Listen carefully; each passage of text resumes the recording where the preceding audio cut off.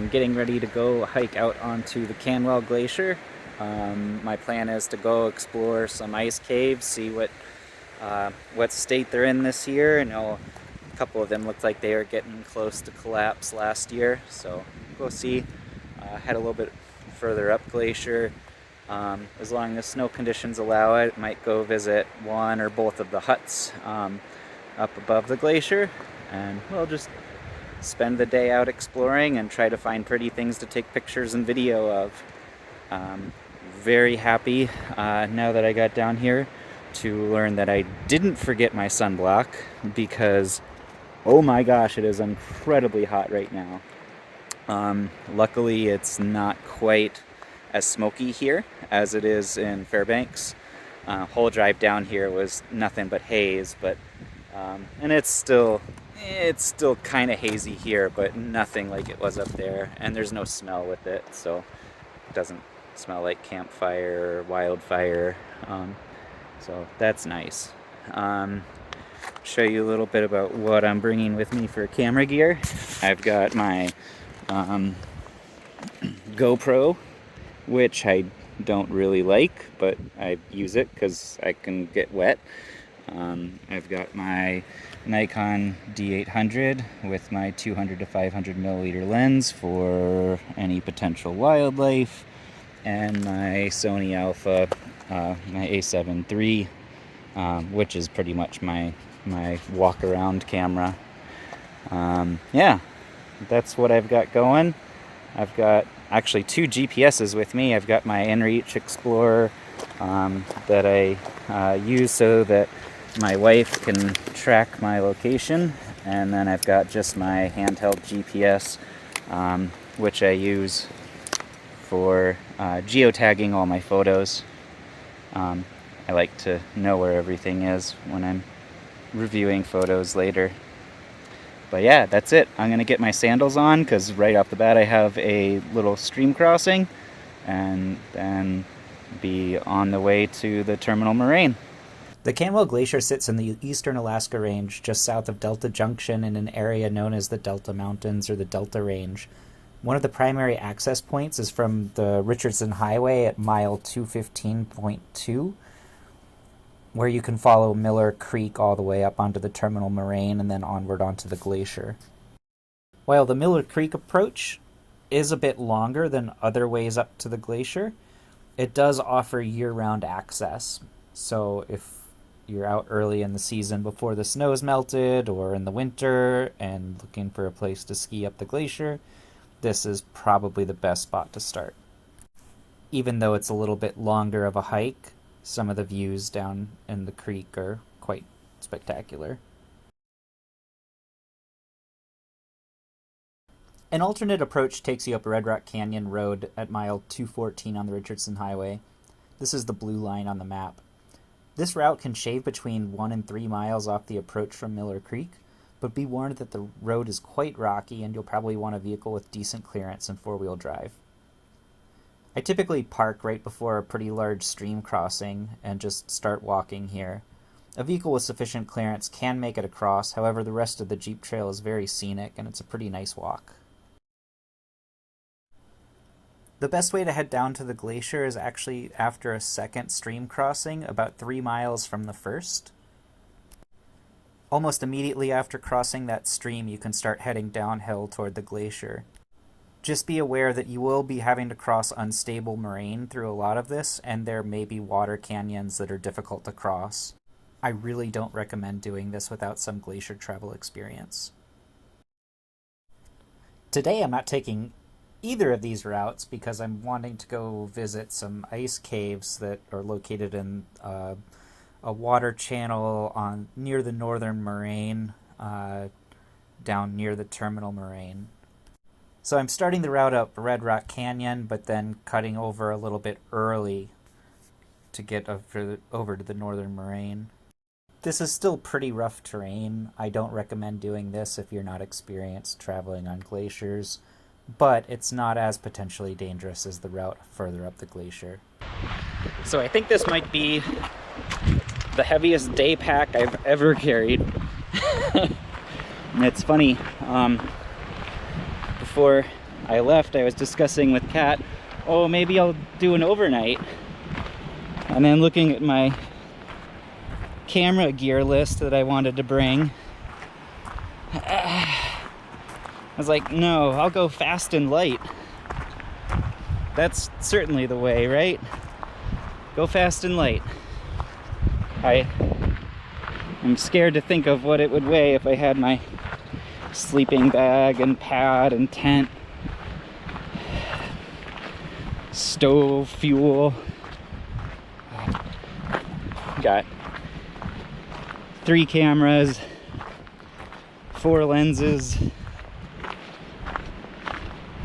water. Oh, it's a gorgeous day. Oh my. And the stream is really high today. Might get my thighs wet. Cool. I'm glad I decided to bring my sandals.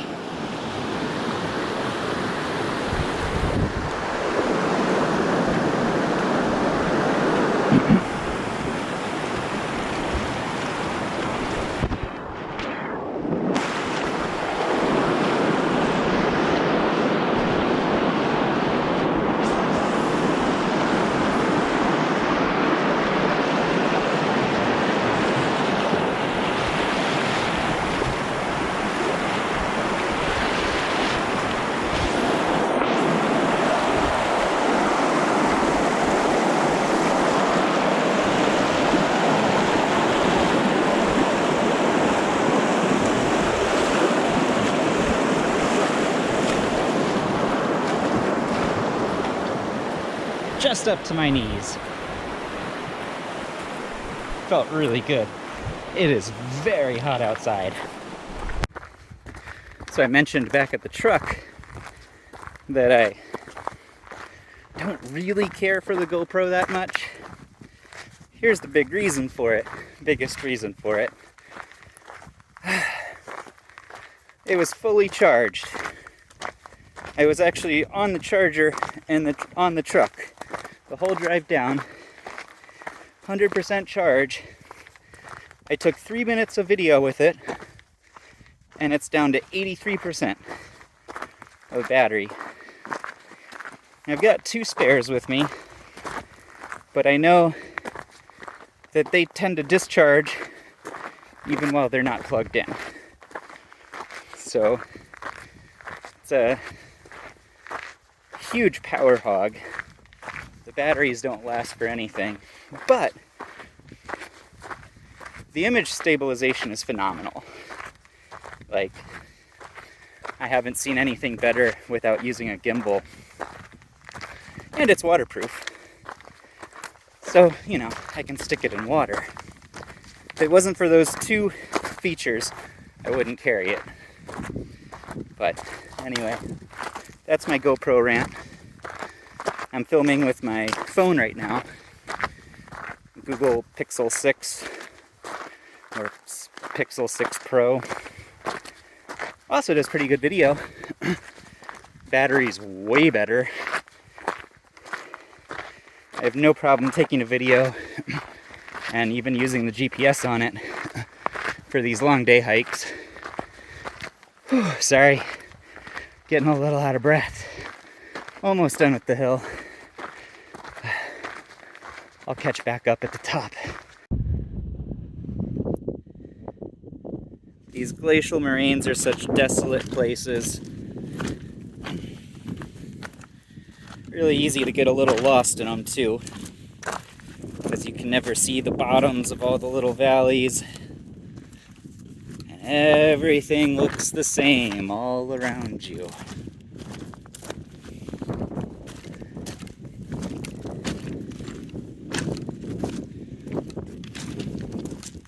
Usually try to pick a spot on the hillside and aim for that, although you can only see the hillside like half the time.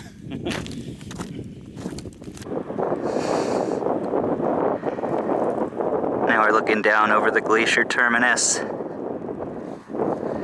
Little ice tunnel right there. I actually went down to that last year. It's looking a little thinner already.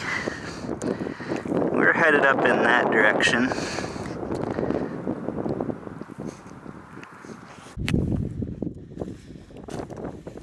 You can't really see it when you approach from this direction, but one of the caves that I'm going to is basically under that big talus hill right there, right in front of me.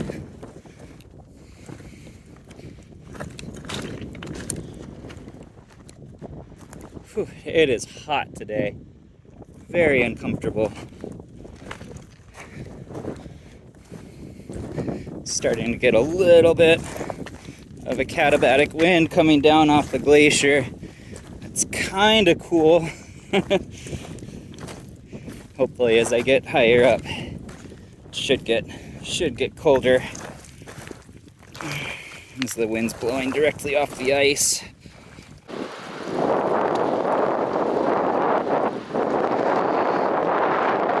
There's probably the first cave we're gonna go down and explore. You can already see it's melted out quite a bit since last year.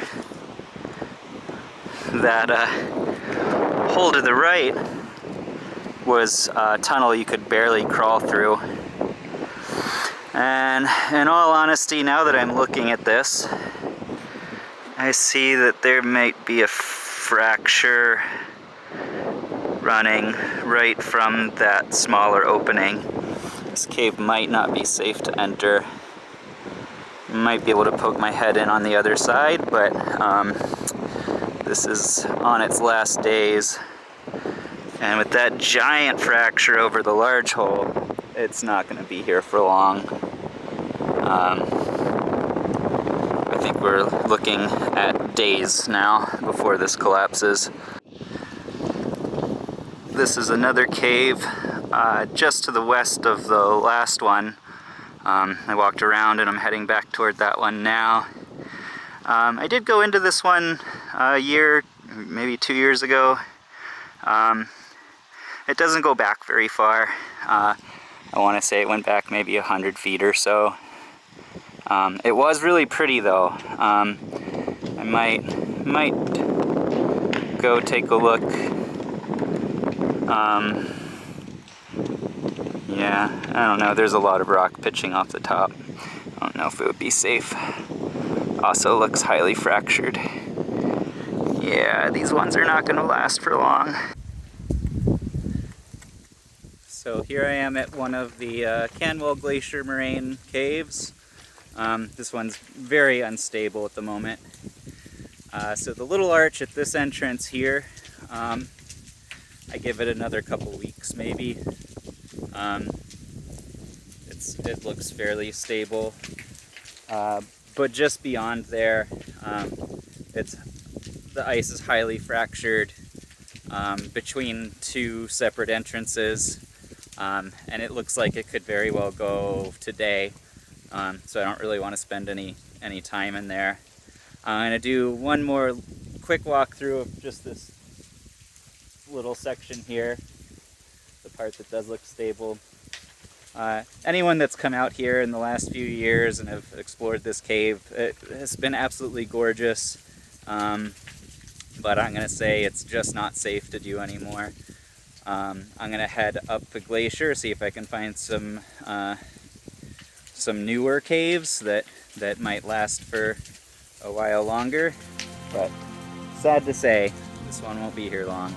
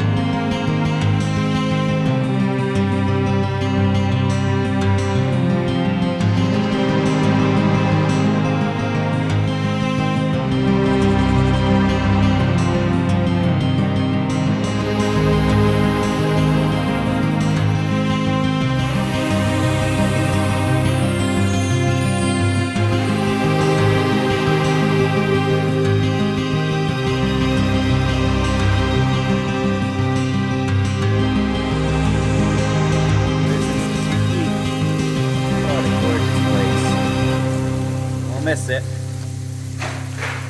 Yep. It's going, I think. I might just hang out here to watch.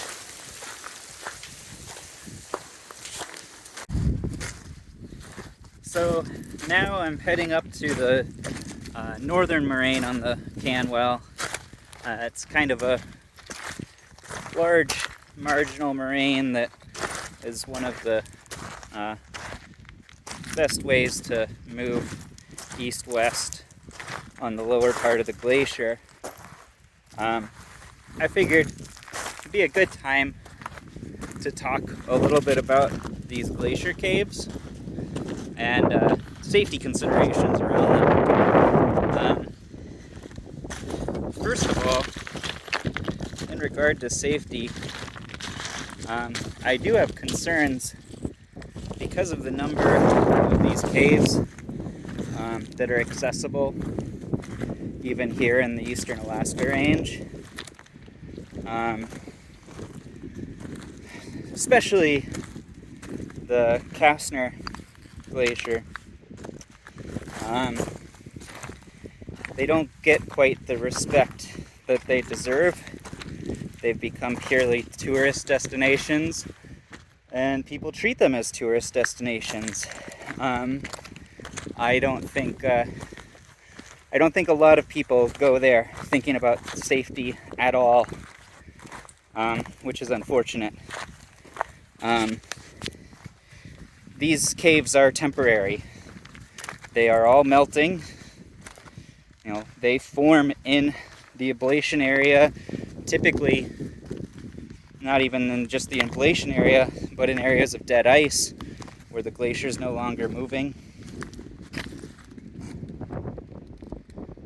And they don't typically last more than a few years.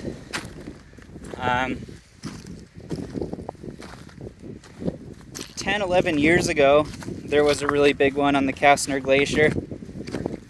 Almost no one ever went to it.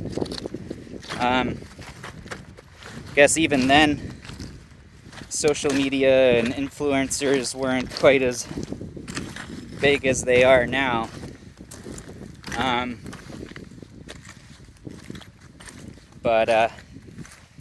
Yeah, you could go out to spend 3 days out at the Kastner Cave and would maybe only see another person or two. And today, the parking lot is typically completely full. And I've seen upwards of 50 people in the cave. I've heard stories about there being, probably 100 people in there. But like I said, they are temporary. It's not going to last forever. You may notice in the video I took and in some of my photos, there are often large rocks, inclusions in the ice. Those melt out and they fall. As I was leaving the cave, a large one crashed down. I would never walk in one of these caves, especially in the summertime, without a helmet on. And even in the summer, I rarely, if ever, see anyone with a helmet at the Kastner Cave, which is just dumb. I mean, some of these rocks are the size of a hand, some are the size of a basketball, and one of those falling on you from 25, 30 feet, you're dead. On a warm day like this, there's a lot of stuff falling off the roof. Not to mention, there's always the possibility that the whole cave collapses.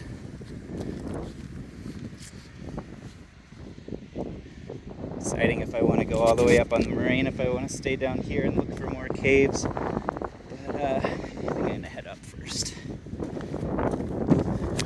Yeah. So, If you do want to explore, you know, that's ultimately up to you. And you know what risks you're willing to take, but you should at least do some research and find out what those risks are before you're willing to take them.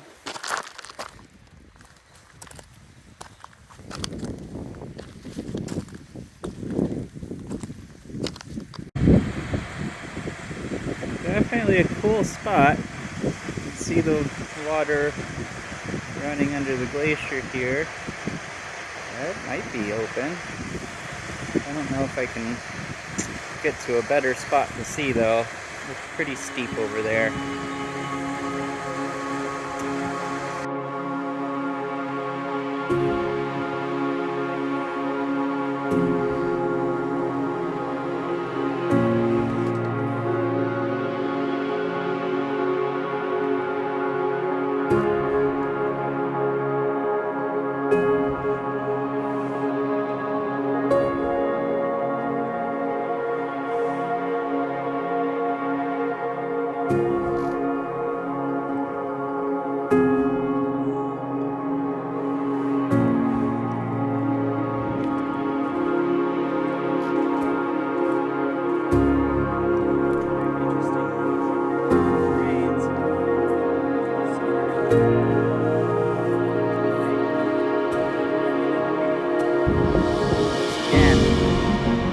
Might never know you were hiking on a glacier.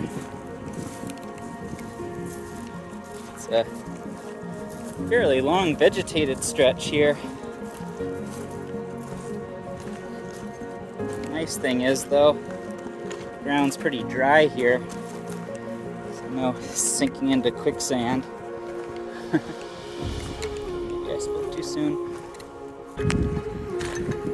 The nice thing is, the walking's getting easier.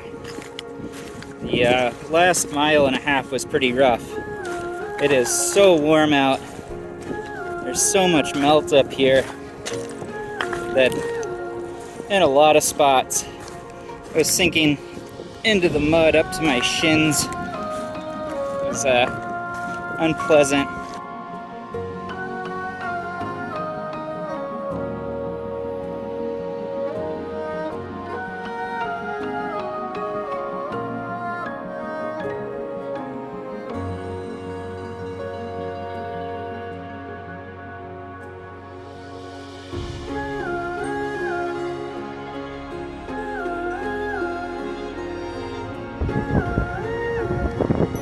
This is where I usually cross to get onto the ice. There's just a lot of water there now, and it does not look like I'm going to find an easy crossing here. So I'm going to go up glacier a little bit further. Yay, more moraine. This stuff is really a pain to walk on today. It's so wet.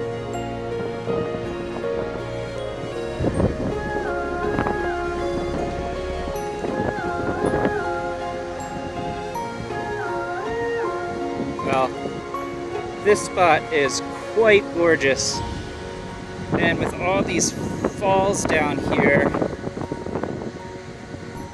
I'm not sure if I'm going to be able to cross down here, but I really want to go down here to take some photos and get some footage because this is absolutely gorgeous. So I think I'm going to do that, and if I can cross, I can cross. And if I can't, I might call the hike here just because it is already 6 p.m. Probably gonna have a good hour down here taking photos. And I am at least a 6-mile hike from the car right now. And that's where the really pretty waterfalls are. But I don't know about crossing there. It actually looks kind of sketchy.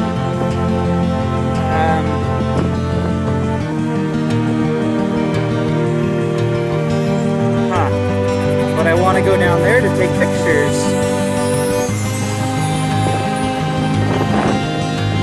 But then there's a snow or ice bridge right here that's kind of cool.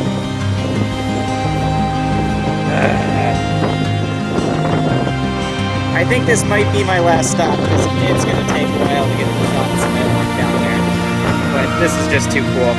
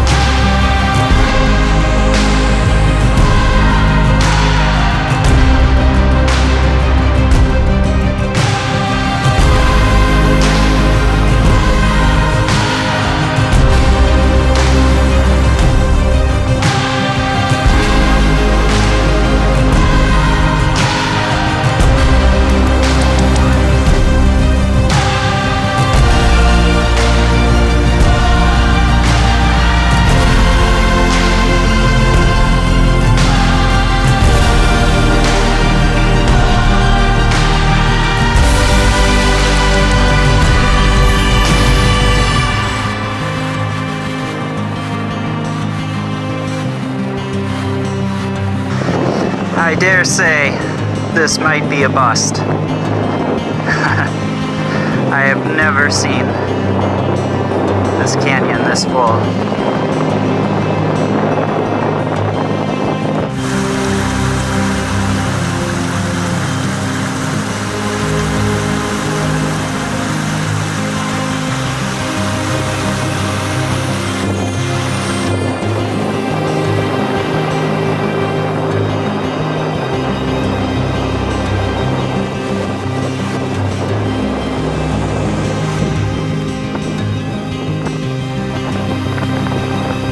So in the last 15 minutes or so, the water has come up about a foot, which is just insane.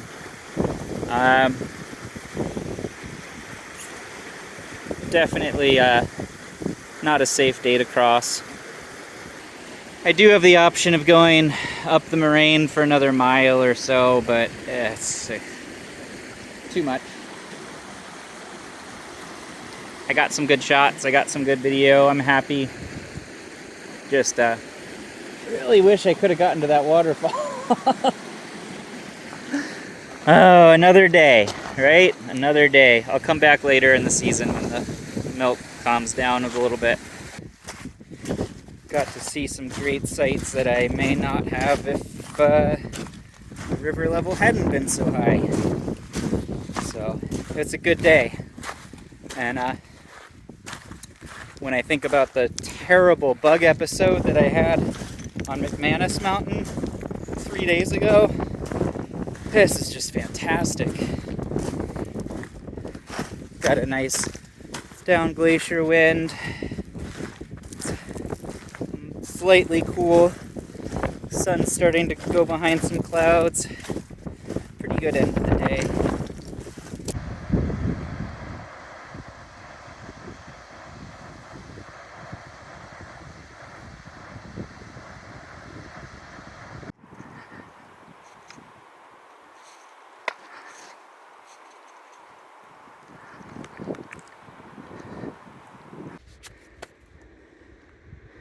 That's how far I have to go. And I just had to pause to catch my breath. I'm gonna say, must be because of the smoke. That's totally a lie. But that's what I'm gonna say. And there. Almost. There. 2, 3. Oof. All right, no more climbing. All downhill. Truck is still there.